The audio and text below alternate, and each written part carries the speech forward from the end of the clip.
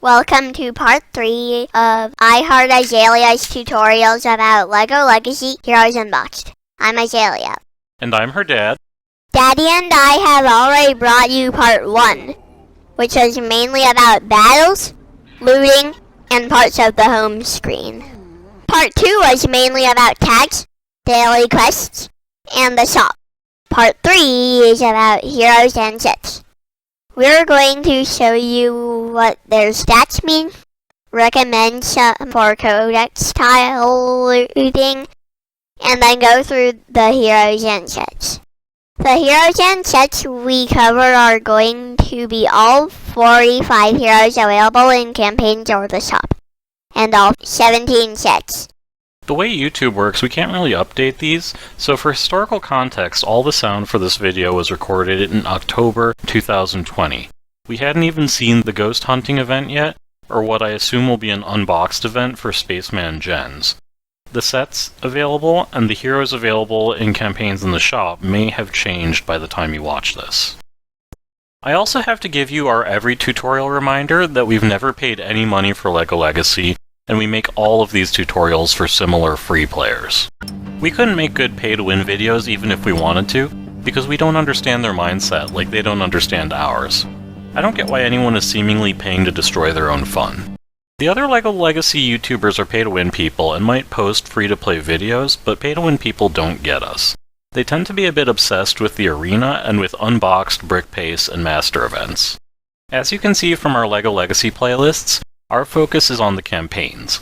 After that, we deal with weekly events, challenges, and the general task of patiently assembling a strong roster for free. The pay-to-win people might suggest what you can do with lootable heroes, but don't seem to get that we don't have maxed out versions of all the lootable heroes with our limited energy, coin, and elixir resources. Here, we're picking these 45 campaign and shop heroes because free players can't make event characters good fast enough to matter, like pay-to-win people can. And we're going to make adjustments for how it's not realistic to work with a lot of the late campaign lootable heroes, such as Commander Cold, Highwayman, Volcano Explorer, Iggy, and Yuppie, or with the 2 Master Shop heroes. Right now, we are going to talk about stats. You could see about all the stats in heroes by going to a hero and then clicking stats in the bottom right. Max health is the amount of health the hero will get to start the battle. If they're healed, they can't go over this number unless they have the max health up buff. Max health is very important for healers, including supports that heal, such as Sif, because their heal amount tends to be based on this. Attack is a rating for how much health your hero or the game's foe will take away from another minion figure with an attack. The health subtracted also depends on the percentage of the attack that the ability uses, the foe's defense, and whether the hero damages or misses the foe. Defense is a rating for how much health the hero will lose when attacked and damaged by a foe. This health lost also depends on the foe's attack rating and the percentage of attack in their ability. Those things we talked about are the big 3 components in total awesomeness. As far as I can tell, total awesomeness values defense most, then attack, then max health, and then all other stuff. You have to be careful about these Rankman types who have high defense but low max health. They're easy to heal quickly, but easy to defeat quickly despite what their total awesomeness says. Speed is something we covered in part 1. It's about how fast your hero gets turns. Skill is a rating for how well your hero puts debuffs on foes. And crit is a rating for how well your hero stops foes from putting debuffs on him or her. Let's take a look at an ability that has a chance to add a debuff. Captain Redbeard's Go for the Eyes can add Disarmed. So if the foe isn't Imperial, you'd need to have the turn be in that 60% of turns that adds the debuff. Then it may be added, or may be resisted. This resisted or not part has some randomness, but the probability of adding the debuff goes up as Redbeard's skill goes up, and goes down as the foe's grit goes up. Those 6 primary stats are the ones that get higher as you add gear, stars, and level to the hero, except for speed. Hopefully you saw that all of these primary stats except max health are just range that get used in behind-the-scene formulas the game doesn't tell us. The 5 secondary stats are all these sorts of ratings, but these numbers stay the same for the lifetime of a hero. If your hero gets a lucky, harder hit called a critical hit, the amount harder than normal hit depends on this critical damage rating. I know it talks about damage the same way it does under the attack rating, but there's no way this critical damage of 50 is on the same scale as the 3206 attack. Critical hits are much better than normal hits, so anecdotally you'll see that the extra damage is much higher than either 50 health or 50 attack. Critical chance is a rating about how likely a hero is to get a critical hit on each attack. These are plausible as probabilities if you divide by 100, but that doesn't explain critical avoidance.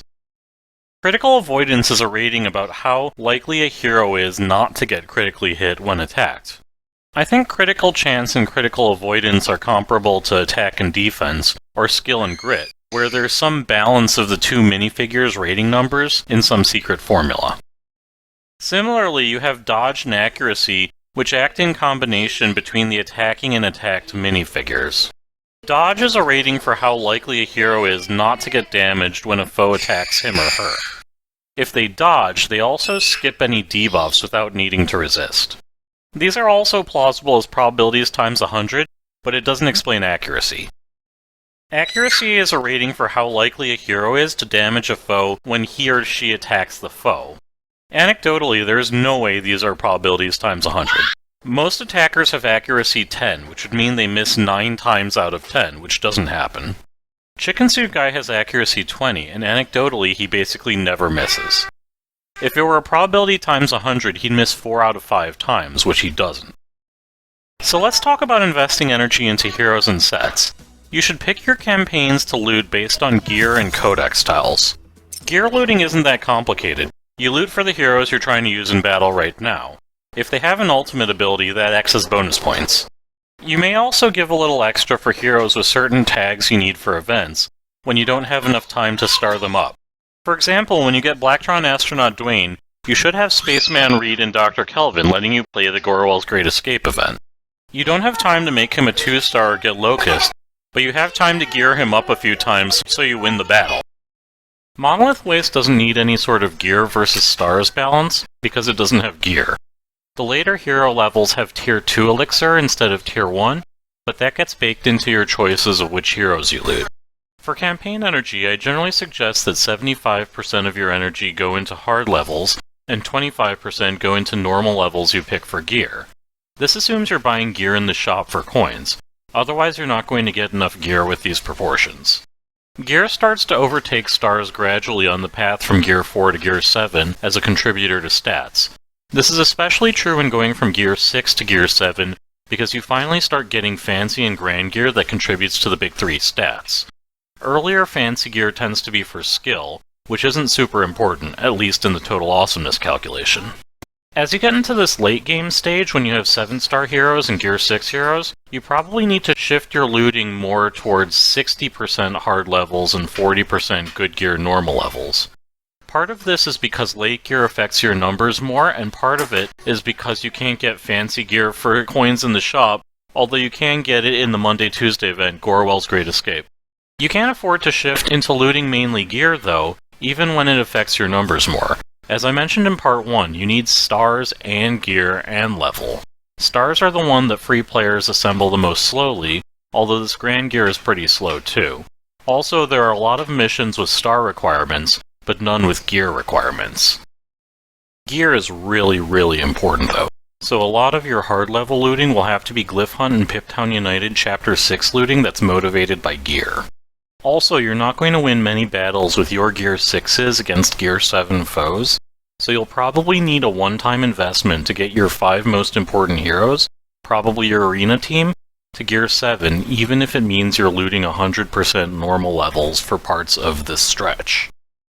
For Codex tile looting, I divided where you are in the game into 5 stages. Generally, Piptown United chapters are about one chapter harder than Glyph Hunt, but this stops around chapter 5 of each. Similarly, Monolith Waste chapters are about one chapter harder than Piptown United, so you get these 5 groups. Stage 1 has Glyph Hunt 1 to 3, Piptown United 1 to 2, and Monolith Waste 1. Stage 2 still has those looting options, plus one more chapter in each campaign. Stage 3 still has the Stage 2 looting options, plus one more chapter per campaign. For Stages 4 and 5, assume you can loot anything. The difference between the two is that the campaigns still matter for Stage 4, but not Stage 5. I don't really need to draw a distinction in the missions, because all the tile looting at the ends of chapters is in easier spots too. Monolith Waste finishes with a no-tile mission. Piptown United 6.H4 is for Galaxy Explorer, which is an Explorer set, so it won't help you in Piptown United. Galaxy Explorer is also in Monolith Waste. Glyph Hunt 6.H4 is for Arctic Ice Glider, which is in the much easier to beat Monolith Waste 4.1. Okay, let's get started with our Stage 1 lists. Number 1 on my list is Hiker. Hiker is on the top of my list because he has a big heal. Number 2 on my list is Pirate Cook Bard. Pirate Cook Bard is second because he has an awesome cooldown period for his heal. Number 3 on my list is Paramedic Poppy. Paramedic Poppy is third on my list because he has a healing second special. Number 4 on my list is Spaceman Reed. Spaceman Reed is fourth on my list because he can stun the target foe and clear all of the target foe's buffs. Number 5 on my list is Street Sweeper Sal. Street Sweeper Sal is fifth on my list because he is a tank that can clear all his debuffs. I like all the heroes on Azalea's list. 2 of them aren't in my top 5, but I'd still loot for them, just not as top 5 priorities. I'm talking about Spaceman Reed and Street Sweeper Sal. I like them in Monolith Waste Chapter 1, but love them in Monolith Waste Chapter 3, where their levels pay out Tier 2 ability elixir. My number 1 is Pirate Cook Bart. This is assuming you're using mashup coins on Zane. You need a startup Pirate Cook Bart for the Peglegs treasure and Date with Destiny events. His one hero heal goes up to 55%, and you can use it every other turn, like Azalea said. He's also got a nice attack and great defense for someone who heals, and he's a Buccaneer, so Captain Redbeard counterattacks for him a lot. My number 2 is Paramedic Poppy. I definitely like Hiker better than her as a hero, especially after the September 2020 update massacred her abilities. In the early game, you need both Poppy and Hiker. You can't star up Chef at this point, so Poppy's your only real choice in Piptown United. I know most players are more into Fitness Instructor, but that's incredibly stupid. Let me take you into why Poppy is the obviously better choice over Fitness Instructor at this Stage 1 point. Fitness Instructor's heal cooldown is a 5, and Paramedic Poppy's is a 4, which you can turn into a 3 by using Patch Up on herself. Paramedic Poppy heals the lowest health hero up to 10% with her passive ability Preventative Care when she gets Courage. Fitness Instructor adds max health up and Poppy adds heal over time, which are both pretty weak healing buffs, but Poppy adds Hardy with Patch Up. Unlike Chef, they both heal with their second special abilities instead of build abilities, so the elixir you use is the same. Paramedic Poppy's attack and defense stink. Great. Guess what? So do Fitness Instructors. Before you Gold Trophy Monolith Waste 2.8, which, mind you, ends in a 7-foe set with a 3-star Willa Basil combo, Poppy can be looted 12 times a day and Fitness Instructor just 6. Poppy's levels also cost 12 energy instead of 14. Poppy is a city and Fitness Instructor is a collectible, so Poppy goes into missing materials and Fitness Instructor goes into no comparable events. And Poppy goes into Gear Challenge 3, while Fitness Instructor goes into Gear Challenge 2. Gear Challenge 2 has a bunch of one healers like Bart that can go in, plus Chef. I actually Gold Trophy the level 50 version with neither Chef nor Fitness Instructor in. For Gear Challenge 3, you've got to use the official healers. There are only 4, and one of them is the Waste of Space Lee Tierney. What else are you going to do? Throw in another tank? It doesn't make sense to have multiple taunting at the same time, so 2 tanks is already a lot. For Poppy versus Hiker, Poppy is higher because she needs more help. She doesn't have great defense compared to heroes with similar levels, stars, and gear, so she needs more stars to make up for it. My number 3 is Hiker. Azalea already said the most important part. Biggest all-heal in the game. He's also the only explorer with a usable all-heal, except maybe Deborah and Gorwell, which are an extreme pay-to-win, resulting in a bad version of Hiker. His cooldown of 3 is the best in the game for an all-heal, and he's super fast, partly because he gets more pep while he attacks. Hiker's 3 turns actually go at about the same pace as Bart's 2 turns. My number 4 is Locust. He's incredibly important to the Gorwell's Great Escape event because space is so bad at healing. You generally have to heal taunt with Locust a lot to get through that thing. He's also got good all attacks, which are rare, especially for explorers. This stage 1 level also pays out basic hard hat 1 plan, which is really useful. And my number 5 is Cactus Girl. She's a nice early game hero that doesn't hold up well in the late game. She's got an all attack and she counterattacks, which are nice to have. Her max health and defense stink, but that's something stars can fix early. Other than bags in the shop, your only ways to get her tiles are Monolith Waste 1.1 and leveling up. These are bad late game options, but great early game options when you level up a lot and haven't unlocked tier 2 elixir levels. So that's it for stage 1, and now we'll move on to our stage 2 lists. My number 1 is Arctic Explorer Aurora. Arctic Explorer Aurora is on the top of my list because he can reassemble a defeated hero. My number 2 is Hiker. I already talked about him, so I won't do it again. My third hero on this list is Brunibus because he can counterattack and clear the target foe's buffs. My number 4 is Kai because you can get his tiles through the shop except in the event store or general by using gems. And my number 5 is Pirate Cook Bart. I already talked about him. Like last time, I like all the heroes on Azalea's list. The only one that's not on my list is Dragon Master Burnibus, who's arguably the best tank in the game. I'm just not as into tanks as most players, especially builder tanks without self-heals.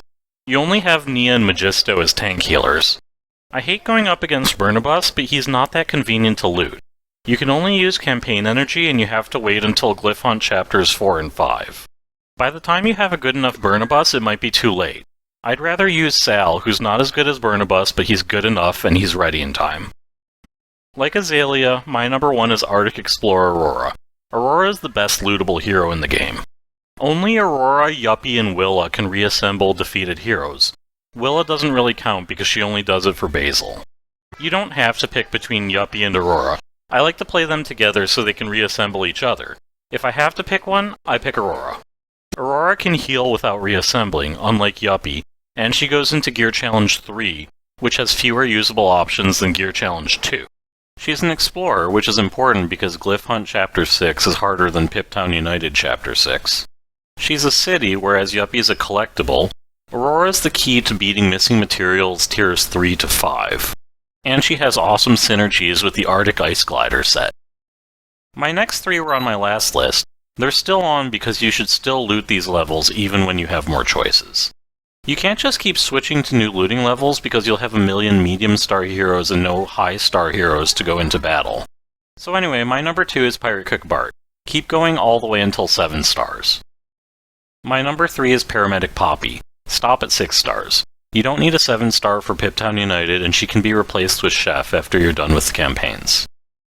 My number 4 is Hiker. Stop at 7 stars. You can do Monolith Waste only if you need to save your campaign energy for other heroes and gear.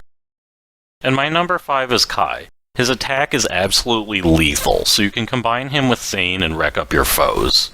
He is easy to defeat, but your attackers just need to be good at attack. You have tanks and healers to protect him. Stage 2 is wrapped up, so it's time for Stage 3. My number 1 is Arctic Explorer Aurora, just like in the last stage. My number 2 is Hiker. That's also just like the last stage. My number 3 is Burnibus. I already talked about him too. Highwayman is 4th on my list because he has great attack. And my number 5 is Pirate Cook Bart. I talked about him before. My number 1 is still Arctic Explorer Aurora. She now has 2 levels to loot and you should be max looting both. 6 stars is easily enough to beat all the campaigns and missing materials. At number 2 I have Chef. He's going to be really important in the post-campaign game, and if you don't start early he won't get there fast enough. I love using Chef for various events such as Brickspedition. He has a cooldown 4 heal that gets up to 25% without needing tier 3 elixir. What's so great about him and makes him critical to missing materials tier 5, though, is really special delivery, which makes a foe dizzy for 3 turns. Eventually you need to build an anti-payback team to deal with castle missions, including ones that just have a good guarded in for the foes. I also figured out with Lily's account that you don't need to pick one healer for Piptown United. I like to put Chef and Poppy out together. They're also both city heroes, so Chef is going to speed Poppy up with his heal, which is good because Poppy's on the slow side. My number 3 is Pirate Cook Bart. You've got important Pegleg's treasure events to beat at this stage in the game, and you need to keep starring up your pirates. My number 4 is Spaceman Reed. Azalea already discussed how he has stun and can clear buffs such as taunt and payback. Stun is great for various situations, such as going up against Captain Redbeard in a pirate tank. Stun stops passive abilities, so you can stun Redbeard and kill the tank without him counterattacking, or stun the tank and defeat Redbeard before they taunt. You can also stun quick cooldown healers such as Bart and Hiker so they can't mess up you defeating them by healing themselves. My number 5 is Street Sweeper Sal. You need a good one paired with Aurora for missing materials, or else you're stuck working with Crookchuck. As discussed earlier, self-heals are important for builder tanks, because they don't have Bart and Aurora healing them. Sal's is especially good because it clears debuffs and heals him more for them, so you can clear a Dizzy if you're pairing him with Magisto. It's great if you're playing against pirates because it punishes them for all the debuffs they add, except Disarmed and Stun, which stop him from using his heal. That's it for my Stage 3 list, so it's on to Stage 4. Azalea, this list looks familiar. My Stage 4 list is the same as the Stage 3 list. Arctic Explorer Aurora, Hiker, Dragon Master Brunabus, Highwayman, and Pirate Cook Bart. Again, I have a lot of agreement with Azalea. I don't have Dragon Master Burnabus and Highwayman on my list, but they're awesome heroes. The reasons I don't have those two are that they require campaign energy instead of mashup energy, and I think of them more as Stage 5 heroes you want for events. I got gold trophies for all campaigns on my account without using either of those heroes in campaigns once. Also, remember that Azalea and I were almost done with campaigns in September 2020 when they increased the level and gear caps. Now it should be even easier to beat the campaigns with starred-up lesser heroes than it was for us. Anywho, my number 1 is still Arctic Explorer Aurora. She's awesome. Enough said. When we made these lists in October 2020, I'd put the Arctic Ice Glider as my number 2, because it would be the set you'd want for Glyph Hunt 6.8 and anytime you put in Aurora after the campaigns. At 4 stars you get Aurora Borealis, which at level 1 used to reduce Aurora's cryotherapy cooldown to 0 anytime a hero got defeated. In November or December they snuck in a change so it only reduced cryotherapy's cooldown by 1 instead of by 3. At level 5 it reduces the cooldown by 2 instead, but this is still much worse than the old level 1, and requires 2 upgrades with tier 3 set tools. The Ice Glider is still the best set for a city or chill team, i.e. for the missing materials and cool kids events, but looting can largely wait until after campaigns. For Glyph Hunt 6.8, you probably want to use the Lego House or Forbidden Island instead. I've mainly been replacing the Ice Glider with Forbidden Island since the change, but it really needs tier 3 set tools and Seeing Red to get good, and tier 3 set tools don't grow on trees. My last 3 are the same as before, but shifted down 1 to make a spot for the Arctic Ice Glider. My number 3 is Chef, my number 4 is Pirate Cook Bart, and my number 5 is Spaceman Reed. Highwayman is a better attacker, but Spaceman Reed is good enough, and he can be looted 24 times per day with mashup energy. Okay, so now it's time for our last lists, the Stage 5 ones. My number 1 is Highwayman. My number 2 is Arctic Explorer Aurora. My number 3 is Dragon Master Brunabus. My number 4 is Yuppie. Yuppie can reassemble a defeated hero, and that is why I chose him. My number 5 is Jester Go-Go. I chose Jester Go-Go because he has a good passive. This is the sketchiest of the 5 lists, because who even cares at this point? This is where Azalea and I are, just getting bonus points and finishing events, and I start my looting with Yuppie. I like to play Aurora and Yuppie together, especially with Arctic Ice Glider. It's very hard to defeat this trio with all the reassembling. Yuppie's also not in goodie bags, so you don't have the annoyance of getting master tiles instead of useful tiles after you 7-star him. My number 2 is Highwayman. His attack with his basic ability is so strong, and he gets so many critical hits when he's on stealth. Some situations, such as Brickspedition, just call for crazy attack. In other events, I just want his attack to balance out all the defense from tanks and healers. My number 3 is Jester Go-Go. I don't like him in earlier stages because he can only be looted 6 times per day, but stage 5 is the time for long-term projects. You will probably loot him earlier though, because his level is paired with basic Flintlock 1 plan. Jester Go-Go's passive ability, Dumb Like a Fox, is really special. For tier 5, if he taunts and is hit, he has a 100% chance to heal the lowest health hero for 35% of his max health, as long as that lowest health hero isn't him. He's more of an annoying foe than a useful hero, but the Go-Go Aurora Yuppie Ice Glider combination is just defensive insanity.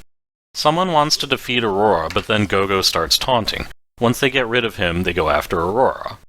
Even if that works, Yuppie reassembles Aurora, who immediately reassembles Go-Go, who immediately heal taunts and starts bringing Aurora's health to 100%.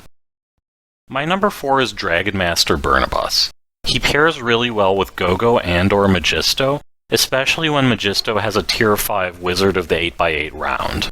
Burnabus can counterattack without any buffs needed, and he'll heal when he does that because of Magisto. He's also one of only 3 castle tanks, and the only one who's not an event character and not named Headley. Castle tanks have a 40% chance to get payback with a tier 5 counterattack from the Guarded Inn. And my number 5 is Commander Cold.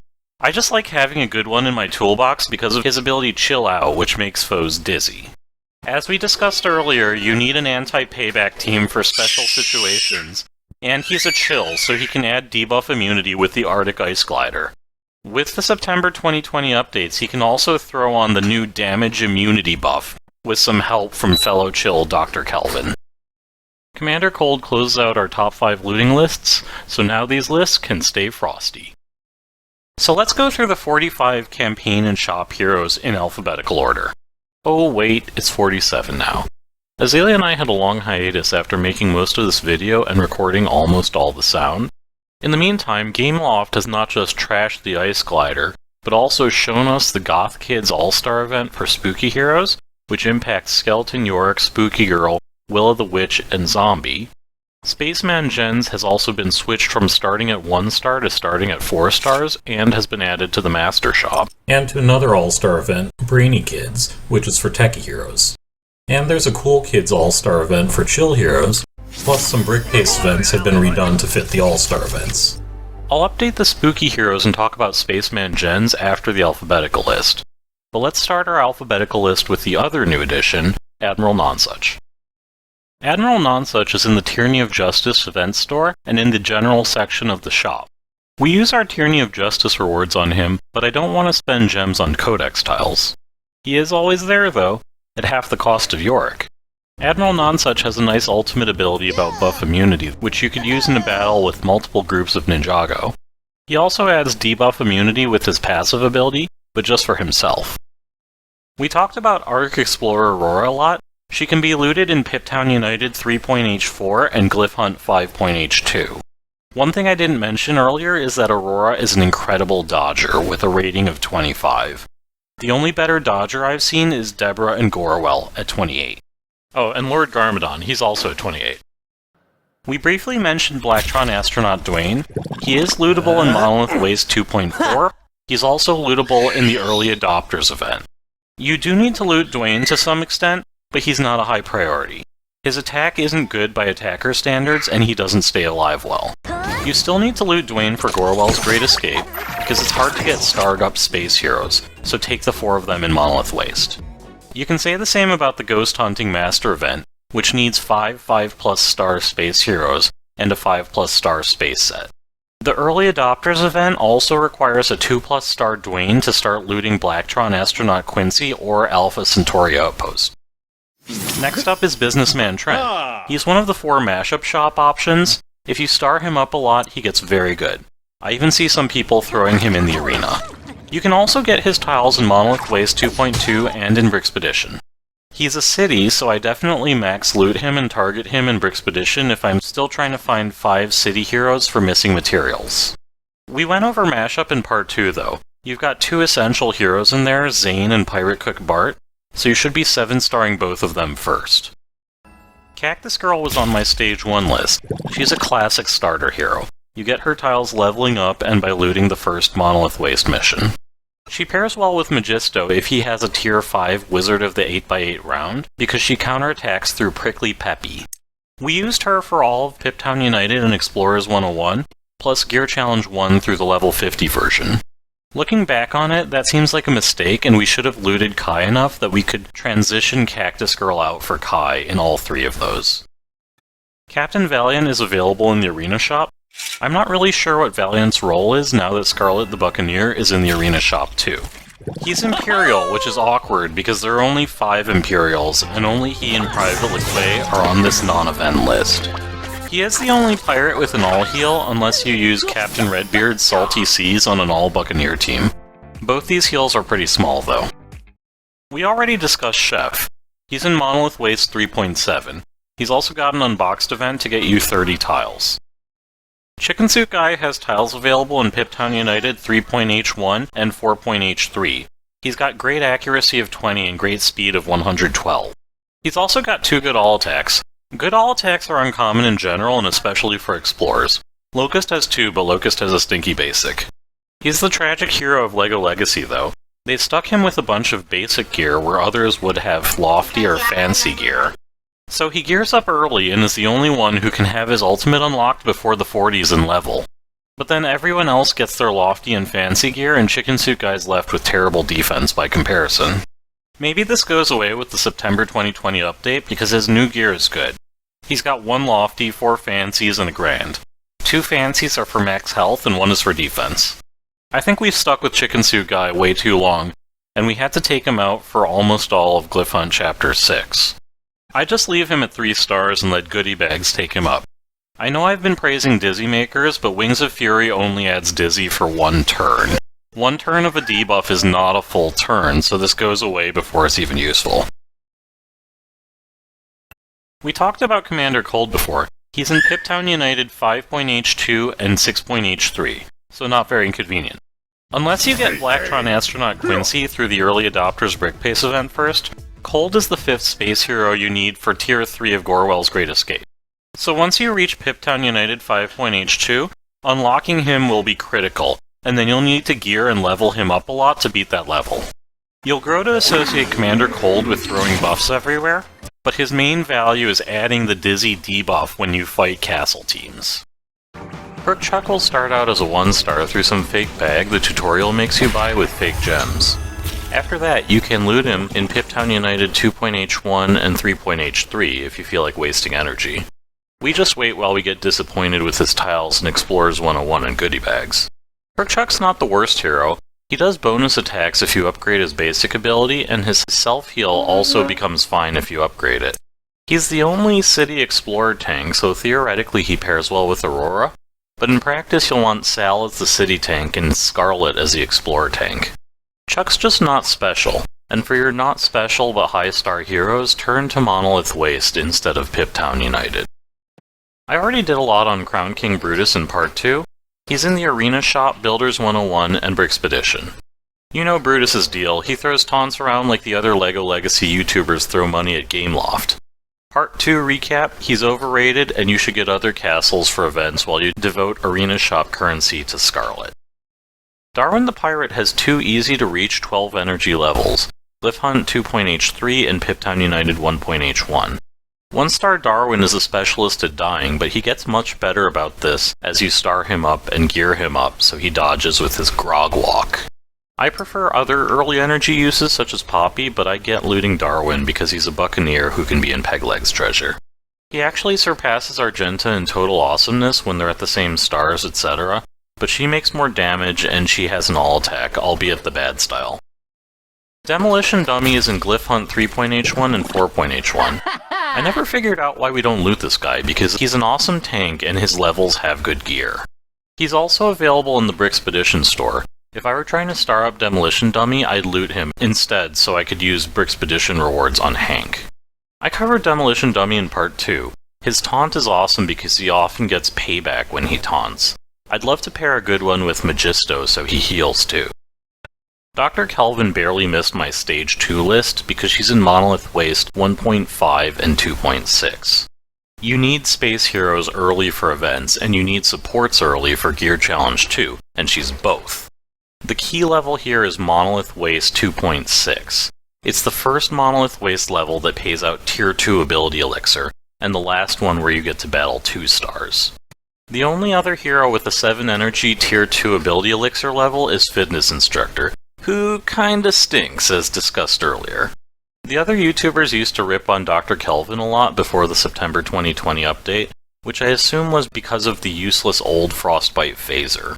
She was already a very usable hero then. She's high in all 3 of the big 3 stats, so you just use her basic every turn and be fine. The update made her basic worse, but made the Frostbite phaser better than the basic.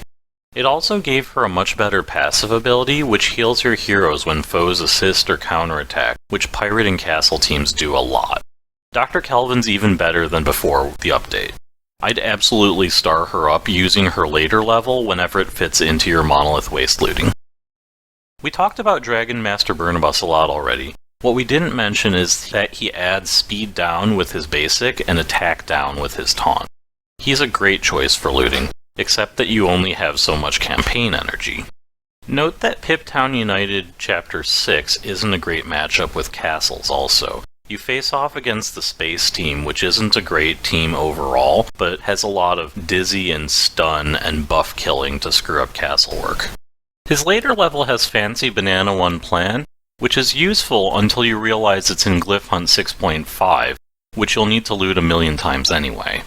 Glyph Hunt 6.5 has Fancy Bow 2 Plan for Redbeard, and more importantly Grand Pizza 3 Plan, which Hiker and others need in massive quantities. We covered Firefighter Ash a bit in part 2. She's in the Arena Shop, Builders 101, and Brickspedition. I think of Ash as the better of the 2 city attackers. Both of them are good but not incredible. Ash's speed of 113 is very good, and her Power Wash attack hits hard.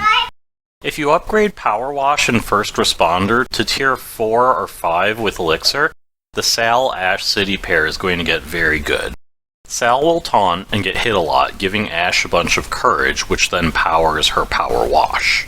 I like Arena Currency for Ash, but love it for Scarlet. Maybe you can fit in Ash sometimes, but mainly get Ash from the other 2 sources, until Scarlet's high enough up. Fitness Instructor is available in Glyph Hunt 3.H2, Monolith Waste 2.8, and Builders 101. She can be useful in Gear Challenge 2 until Chef gets good enough, but as mentioned earlier, her defense stinks, so she may die on you easily.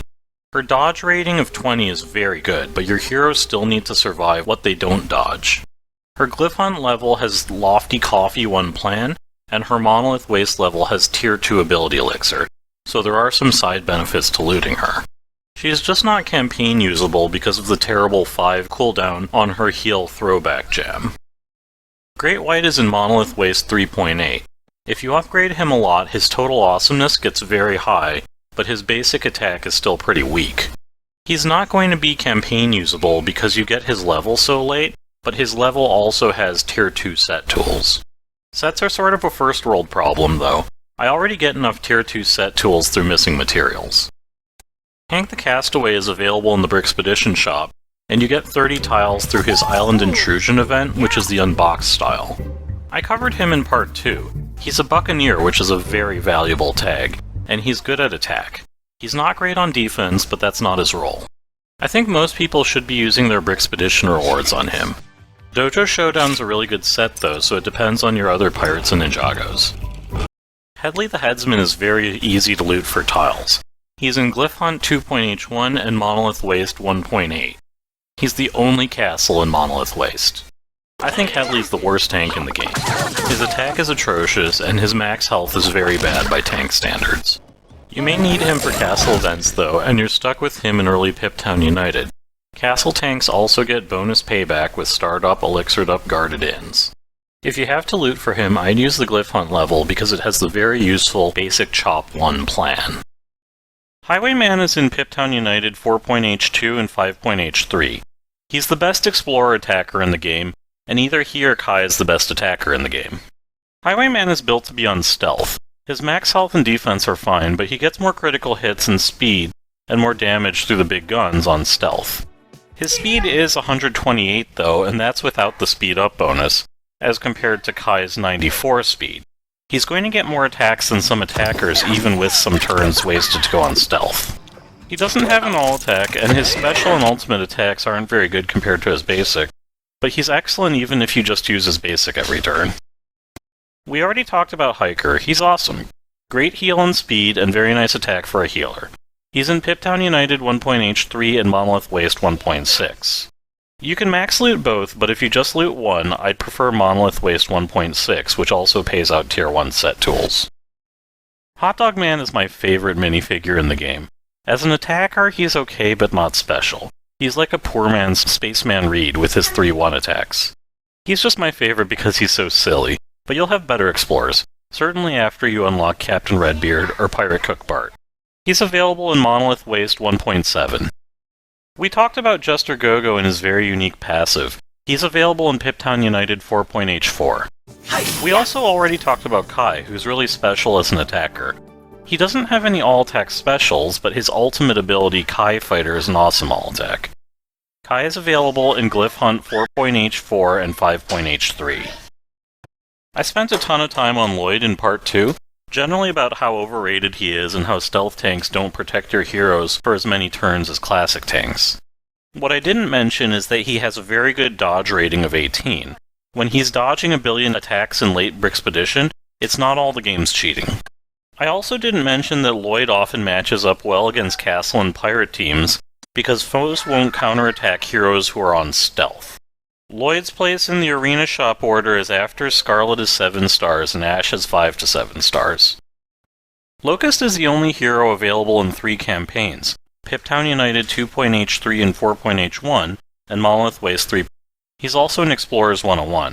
His Piptown United levels both have good gear, and his Monolith Waste level has Tier 2 ability elixir. Locust's attack rating isn't very good, but he's a tank, so it looks a lot better by those standards. He has a very nice all-attack Corporate Drones, and his ultimate ability Maximum Overdrive is an all-attack that adds Disarmed. Having a good Locust is really nice for space-only missions, because of his heal taunt and ultimate, and for late Gear Challenge 3, when you need to defeat a foe Aurora without any attackers or supports to damage her. Major Kartovsky is in the Master Shop. He was already really cool before the September 2020 update, and just got better. As I noted in Part 2, I'd still use Master Tiles on Willa instead. She's more exclusive. We got 4-star Major Kartovskys in just one run of the Early Adopters event. Kartovsky's total awesomeness is a little under the Ice Planet duos and Gorwell's because he's got less defense, but his attack is nicer. He can also go on stealth when he gets critically hit. Regarding his attacks, Scan for Weaknesses adds Vulnerable, and EMP Bomb is an all-attack that now adds Heal Block 1. Minor Clay is in the guild shop. We discussed him in Part 2 and how he should be worth some early guild rewards because he's a city. After that, I'd wait for him until after the Lego House, Princess Storm, and Spooky Girl. He has nice max health and defense, but not much attack. He's behind Spooky Girl because he's in goodie bags while she isn't, and because attackers are more valuable than these high defense support types. Nia is a support that can heal, which is useful. She's available in Piptown United 1.H2 and 5.H4, and she's the only healer type with an all-attack. This Master of Water also gets rid of foes' stat-based buffs, such as Attack Up 1. I find Nia difficult to gear up, but she's the best builder tank healer, and she combines well with Kai and Digijay because of Kai's and Nia's passive abilities. I talked a ton about Paramedic Poppy. Her total awesomeness is super low, but she's really useful in the early game and Brixpedition.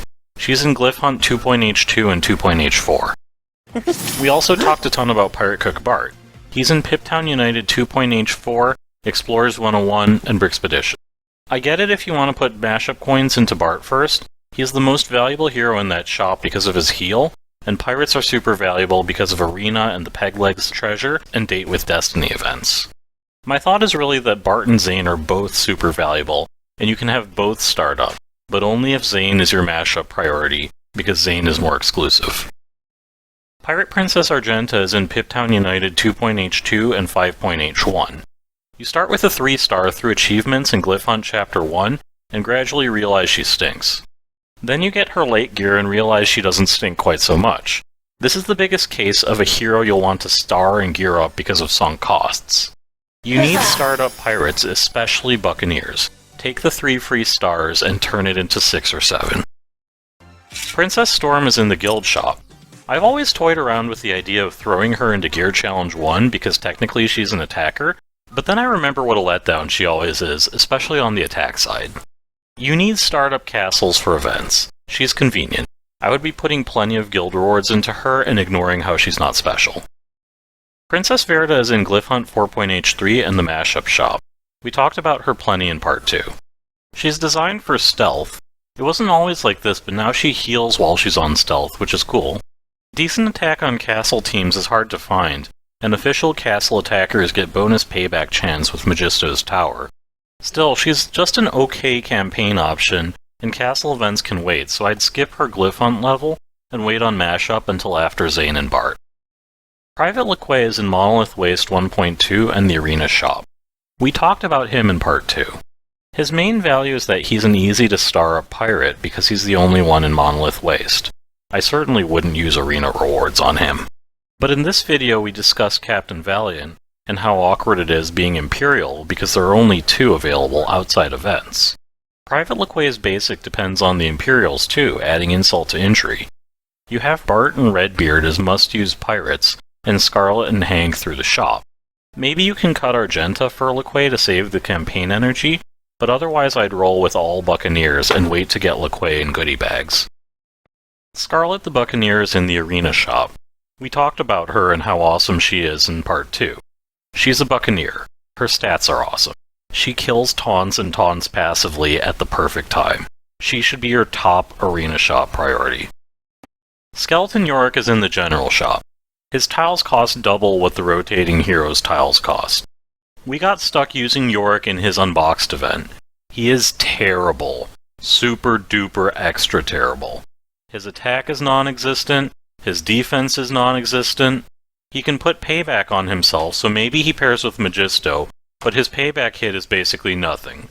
No, absolutely no Yorick. Spooky Girl's in the guild shop. We talked about her in Part 2 and how I'm not a fan. There are 3 stealth attackers. Here are their speeds. Highwayman, 128. Princess Verda, 113. Spooky Girl, 102? Her passive ability is good for spookies, but what spookies are you going to play with? Yorick? I generally like to keep a crazy clown car of attackers for Brixpedition, but Spooky Girl is low priority. Wait until after Princess Storm and the Lego House. Street Sweeper Sal is in Monolith Waste 1.4 and 3.1. We talked about him already, but he could use more about why he's such a great choice. He's not the best builder tank, but he's the most convenient because of Monolith Waste. You need either him or Crook Chuck to be good for missing materials, and you don't need a million good tanks, so just take the one who's convenient. We talked about Spaceman Reed before. He's a high defense attacker with 3 nice 1 attacks because of buff-debuff issues. He's in Monolith Waste 1.3 and 3.3. Absolutely go after Reed in Monolith Waste 3.3. He's easy to star up, and you'll get Tier 2 ability elixir. Volcano Explorer Iggy is in Glyph Hunt 6.H3 and Piptown United 6.H2. He's absolutely not going into campaigns for you. You get him way too late. He's a city, but you can't get him and star him up enough in time for missing materials either. He's got very bad attack and very good defense. His first special ability, You Feel That, is useless. His main value is through his ultimate ability, It's Gonna Blow, and the damage this does is pretty weak.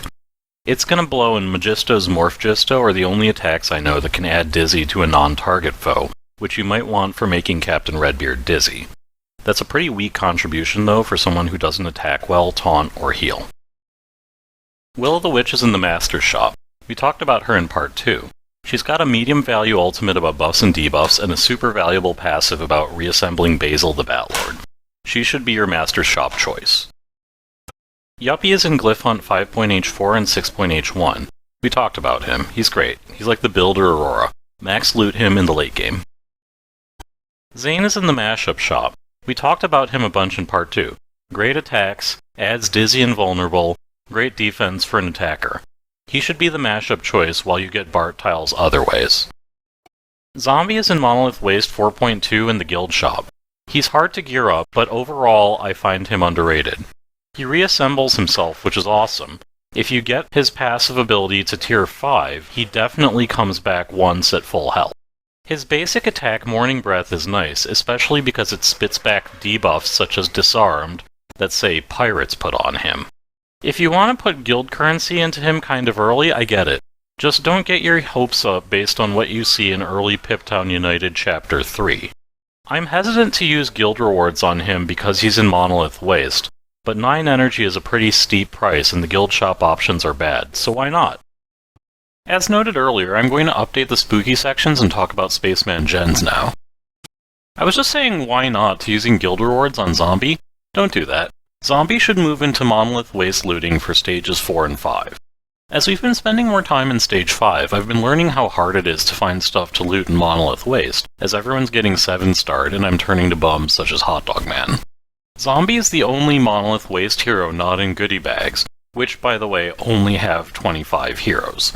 Loot him in the late game instead of getting yourself more master tiles. Your guild rewards should be going into either the Lego House or Spooky Girl. The Ice Glider getting trashed makes the Lego House more attractive now. Spooky Girl, meanwhile, is lootable in Alumni Days, but so is Ghost. If you're too low level for the Ghost level and ran out of looting chances in the Basil and Yorick levels, do Spooky Girl. I'm putting guild rewards into her instead, though. I gold trophied tiers 1 and 2 of Goth Kids with Basil, Ray Stans, Spooky Girl, Yorick, and Zombie. All 3 are 4 stars at the time. Tier 3 is pretty difficult, though. You have to go up against a tough group all tailored for Jade Cyberdragon, and it would help to have Willa reassembling Basil. Goth Kids pays out Willa tiles, but I'd still unlock her in the Master Shop, and use Goth Kids to star her up while putting Master tiles into Spaceman gens. You can also use the Anniversary Party Brick Paste to star her up. Note that even with Goth Kids around, Yorick still isn't worth General Shop tile purchases. He should be looted in Alumni Days before Spooky Girl, though, because he's more exclusive. About that Spaceman gens, he is super powerful and looks custom built for Glyph Hunt 6.8, except that you'll never get him in time. His special ability Blast Off deals extra damage based on foes with stealth, so it's especially good against the Lloyd team. If the foe is defeated, the foe can't be reassembled, which is especially good against a Willa Basil combo who can reassemble the most easily. His special ability Solar Flare also adds the new debuff Hero Passive block, which would be really good if you want to stop Scarlet taunting and then defeat Captain Redbeard. After you unlock a 3-star Willa, I'd take gens all the way to 7 stars with Master Tiles before going back to Willa. Now we go into sets. Azalea knows well that I don't value sets, but the game seems to value them higher than heroes, and forces you to star them up for Master Events.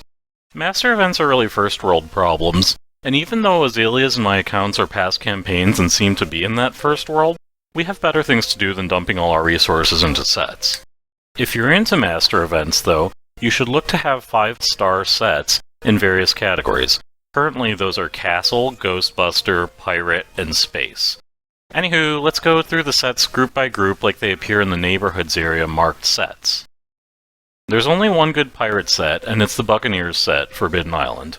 Even at 1 star, it increases Pirates' attack for the whole battle, which is better than anything Raft Raiders can do. Forbidden Island needs tier 2 and 3 set tools for its upgrades. Even at tier 1, though, it starts sticking time bombs on foes at 3 stars, and having Captain Redbeard doing bonus attacks at 4 stars. If you upgrade Seeing Red, you'll get even more time bombs when Redbeard hits. Forbidden Island is an awesome set and one of the select few worth looting. It's in Piptown United 6.H1, which also pays out 3 types of fancy gear, and in Monolith Waste 4.3. Note that it will need to be 5 stars to be used for unlocking Master Wu in the Date with Destiny event. The next best pirate set is Eldorado Fortress. It's the best brick separator set in the game because of Tier 2 ability elixir, Lofty Skateboard 1 plan, and Lofty Banana 1 bit. As a battle set, it would be nice if you're running a team of Imperials with Governor Tierney, Admiral Nonsuch, and Private Laquay, but you won't be. Steadfast Loyalty is designed for those three, especially Governor Tierney. The set has additional important benefits for Imperials, and for Justice heroes who are mainly the three Imperials, Admiral Nonsuch, Captain Valiant, and Private Laquay. These benefits are good, but good luck getting Admiral Nonsuch. This set is in Brickspedition. It requires Tier 2 and 3 set tools for upgrades. And then we get to the terrible Raft Raiders, the worst set in the Bad Tour event and one of the worst sets in the game. I actively go after Raft Raiders teams in the arena because this set is so bad. At least it only requires Tier 1 and 2 set tools for upgrades. Raft Raiders can add some buffs or debuffs for 1 or 2 turns, which is like, who cares, because the effects go away so quickly. The Raft Raiders is mainly about these Argenta-like assists for 10 to 30% attack, though. These might seem nice, but they're too small to do meaningful damage, and in the arena they waste a lot of your 5 minutes on the animation, even at speed 3. Even if you're trying to do the Date with Destiny Master event, invest your mashup energy in Forbidden Island if you want a pirate set. Raft Raiders is in Bad Tour, Piptown United 1.H4, and Monolith Waste 2.3, but looting it is a super waste of energy. Now we go to the castle sets. They're all good, and they have the best set in the game, the Guarded Inn. The Guarded Inn is in Bad Tour, Glyph Hunt 3.H3, and Monolith Waste 2.7. Don't loot it except in Bad Tour, even though Monolith Waste 2.7 pays out Tier 2 ability elixir and only costs 7 energy. You can get plenty of tiles in Bad Tour, and play the Lego House or Lighthouse Point until the Guarded Inn reaches 3 stars. The Guarded Inn's specialty is payback, and if you have a 4-star and use Tier 1 set tools, you can get a 15% chance each turn for 2 turns of payback. What's so special about the Guarded Inn is that all your heroes can get this payback, not just castle heroes. In case you Pirate Arena team people were wondering what your set should be before 3-star Forbidden Island, it's obviously the Guarded Inn. Pirates hit back too. The next best castle set is Megisto's Tower, which is in Brickspedition. Megisto's Tower needs Tier 2 and 3 set tools for upgrades. Megisto's Tower is more of an annoying foe set than a useful hero set. For heroes it tends to be a poor man's version of the Guarded Inn. You get some starting amounts of a status effect called Enchantment, and magical heroes can produce more. Note that the only convenient magical hero is Megisto. You use your enchantment up on 50 to 70% bonus damage, 50 to 70% damage counterattacks, and Fake Death. Fake Death is definitely the best ability, but you need enough stars and set tools to make it Tier 4 when it gets interesting. Your heroes essentially have to be defeated several times to be defeated for real. It's really cool, and the big downside is how hard it is to get to Tiers 4 and 5. You need a 4-star set just to get to Tier 1. Megisto's Tower is definitely the best of the Brickspedition sets. I definitely target it when it's convenient and when I can't get hero tiles instead of set tiles. The worst castle set is Basil the Batlord's Carriage Trader Transport, which is in Glyph Hunt 6.H2 and Monolith Waste 4.5. It's the worst castle set, but still pretty good. It increases everyone's attack and castle heroes get a bigger increase. This set is really meant for if you're playing the Fright Knight duo of Willa and Basil. Foes can get disarmed when Willa or Basil attacks or when Basil gets defeated, but you don't want Basil getting defeated just for some set benefit unless you have Willa reassembling him. Spookies get their attacks turned into possible heal attacks, but as noted earlier, there aren't a lot of people who want to play Spookies. Unfortunately, it takes Tier 2 and 3 set tools for upgrades. It's worth getting and upgrading Trader Transport, though, for the Goth Kids All-Star event and the Anniversary Party Brick Pace event's 2.H2 level. Like Castle, City is also loaded in good sets. The best is Arctic Explorer Aurora's vehicle, the Arctic Ice Glider, which is in Monolith Waste 4.1 and Glyph Hunt 6.H4. This really isn't any good without Aurora. You play it if it's 4+ stars and Aurora's in to help her skip reassembling cooldowns. All of its abilities are good though. I like Stone Cold, which adds buff immunity when chills attack. You need Tier 2 or 3 set tools to upgrade this. Ice Bath is also really useful in missing materials. City heroes heal when they get buffs, and city heroes are giving each other buffs constantly. Even in Glyph Hunt, this works to protect Aurora. Suppose Aurora's low health. Hiker's fast and gets his turn and puts defense up on her with Wood Scout's protection, and then she heals on top of that because of Ice Bath. Almost as good as Lighthouse Point, which is in Glyph Hunt 3.H4, Monolith Waste 3.2, and the Bad Tour and Keep the Light On events. This uses Tier 1 and 2 set tools, and as I mentioned in Part 2, this pays out basic Banana 1 plan for brick separators. The main reason to use this is that it heals your lowest health heroes during role models' turns. The convenient role models are Paramedic Poppy and Firefighter Ash, who should both be in your Missing Materials team and might both be in your Piptown United team. I would not loot for this set, except in Bad Tour after you've got a 5-star guarded in, and Spy Track 1 for Master events. You can already get your healing up enough with the 2-star set from Keep the Light On, and Arctic Ice Glider will eventually take over as the Missing Materials set. The next best city set is the Lego House, which is in the Guild Shop in the House Hunting event. Technically it's a city set, but it's really built for collectibles. This takes Tier 1 and 2 set tools for upgrades, and its biggest value is that it can kill off foes' buffs such as Taunt and Payback. As Azalea mentioned in Part 2, the other abilities aren't as good as this Advanced Tactics ability. They're still pretty good though. At Tier 5, your heroes will get Dodge Up 1 or 2 every time they use a build ability. They can also get their Pep Up when they get Skill Up, which happens sometimes through Advanced Tactics. And the Lego House can be used for builders or explorers, so it's definitely one of the best uses of guild rewards. Note that build abilities are special abilities. By far the worst city set is the Fire Station, which is in Brixpedition. Surprisingly, this uses Tier 1 and 2 set tools for upgrades, unlike the other Brixpedition sets. The best abilities are about extra defense and debuff clearing based on stacks of courage, which get produced by heroes such as Princess Storm, Firefighter Ash, Paramedic Poppy, Officer Primo, and Winston Zeddemore. Even if you're playing these heroes, you're probably better off with Lighthouse Point because these heroes are generally role models too. I generally avoid the Fire Station in Brixpedition if I can get another type of tile easily. If you're playing an all-space team, the best battle set is probably Galaxy Explorer, which is in Piptown United 6.H4 and Monolith Waste 4.7. It takes Tier 2 and 3 set tools for upgrades, and seems mainly designed for classic space, i.e. Spacemen, Reed, and Gens. The best abilities are System Restart, which clears foes' buffs, and Health Suits, which clears debuffs from Spacemen, Reed, and Gens. The main differences between System Restart and the Lego House's Advanced Tactics are that System Restart only does it for space heroes, and will get rid of all the foes' buffs instead of just one. I wouldn't loot Monolith Waste 4.7. This isn't a big enough upgrade on Ice Station Odyssey and Spy Track 1 to be worth the resources, especially because it takes a lot of stars and set tools to make Galaxy Explorer worthwhile, and because you don't tend to play all space teams. We loot Piptown United 6.H4 a lot, but it's for the gear, not for the set. The space set we tend to use in Gorwal's Great Escape is Ice Station Odyssey. This is in Brixpedition and is mainly designed for the Ice Planet duo of Commander Cold and Dr. Kelvin. Commander Cold even gets immunity to various debuffs if you upgrade his passive ability enough and play this as the set. All of Ice Station Odyssey's abilities are good if you're playing the Ice Planet heroes. We play it because of Cold Space, which increases space heroes' speed. Cold-Blooded unfortunately unlocks at 4 stars. It can convert foes' buffs to debuffs if attacked by a chill such as Cold or Kelvin. This set's fine and all, but I don't really target it in Brixpedition. If I can get a hero's tiles over a set's tiles in Brixpedition, I do it. The space sets are all fairly mediocre. The most useful one is Spy Track 1, which is in Piptown United 3.H2, Monolith Waste 3.6, and the Bad Tour and Spy Tracking events.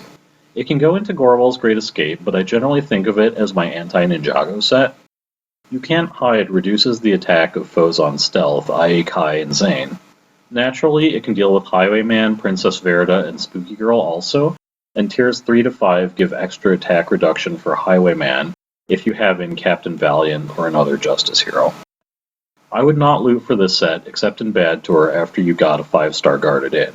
You can already get You Can't Hide with the Spy Tracking event, and can take it to Tier 3 with Tier 1 set tools.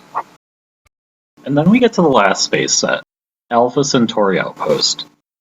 This is lootable in the Early Adopters Brickpace event. It's also in the event shop for that event, but you have much better choices than these set tiles. Alpha Centauri Outpost requires Tier 2 and 3 set tools, and is meant for if you're playing Blacktron astronauts Dwayne and Quincy. This isn't a huge upgrade over the other space sets, that's why we don't really invest in it. The biggest downsides to this set are that its tiles depend on an event, and its benefits are mainly for playing a bunch of space heroes, which people generally don't want to do, even in Glyph Hunt. We do loot this set in Early Adopters, but not really because of its tiles. Early Adopters has 3 hard levels, one for Blacktron Astronaut Dwayne, one for Blacktron Astronaut Quincy, and one for Alpha Centauri Outpost. The Dwayne level pays out the fewest Cosmo Caps, and the Alpha Centauri level pays out the most. Cosmo Caps can be exchanged for various tiles. We picked Major Kartovsky. What we did, and this is what I suggest you do, is loot Quincy first, and when that's maxed out, go to Alpha Centauri as a way to get more Kartovsky tiles. There are other space heroes such as Quincy who can also be bought for Cosmo Caps. At the time of this recording, there were 2 Ninjago sets. The better one is Dojo Showdown, which is in the Brixpedition shop. Dojo Showdown is my 3rd favorite set, after only the Guarded Inn and Arctic Ice Glider. It's in that sort of best set conversation with those 2 and Forbidden Island. It takes Tier 1 and 2 set tools for upgrades, which is awesome, and it's got lots of really useful abilities for Spinjitzus. It's not any good when you're not playing Ninjagos, but you'll want to play with Ninjagos. If the Castle team is the best, they're 1A and the Ninjagos are 1B. At a Tier 5, I know Spinjitzu gives 20% extra accuracy and 20% extra attack to Spinjitzus. Ninjagos also get bonus damage based on having buffs, and Spinjitzus can gain hardy when they get critical hits, which Ninjagos get all the time because of Master Wu's intrinsic knowledge, Zane's Shurikens of Ice, and Nia's Samurai Strike. The other Ninjago set is Jay's Cyber Dragon. It's available in Brixpedition itself, and it uses Tier 2 and 3 set tools. It's fine if you're playing DigiJ, but useless otherwise. It speeds heroes up based on DigiJ's charge, and lets DigiJ get that charge when he critically hits. Startup Cyber Dragons give some extra benefits for Zane if he has that charge. I'm not a big DigiJ fan, mainly because he's an event character, so I usually try to avoid the Cyber Dragon if I have another choice for tiles in Brixpedition. And then we get to this weird cactus category, which only has the Ghostbuster set Ecto 1. Ecto 1 is lootable in the Ghosts and Garmadon Part 1 Brick Pace event, and is in that event shop but is expensive there. Ecto 1 requires Tier 2 and 3 set tools, which is terrible considering the quality of this set. This is a pretty bad set for free players because it's reliant on having a ton of Ghostbusters, who are all event characters, and the abilities still aren't great if you're playing Ghostbusters. The best abilities are Rectoplasm, which does some faux buff clearing when Ray Stance or Slimer hits, and Radical Idea, making Winston assist and/or add the Fear debuff.